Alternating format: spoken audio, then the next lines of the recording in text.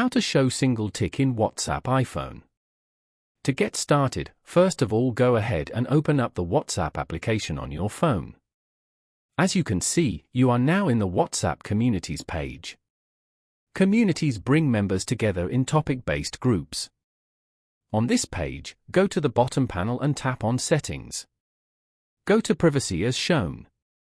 From here, scroll down and turn off the Read Receipt switch. If you turn off Read Receipts, then you won't be able to see read receipts from other people. Doing this will enhance your privacy and may save you from some unwanted situations. This way, you get more control over your experience with the app and how you use it. Following these steps, you can easily show single tick in WhatsApp iPhone. Thank you for watching. Please leave a like if this tutorial helped you, or leave a comment below if you have any questions related to the video.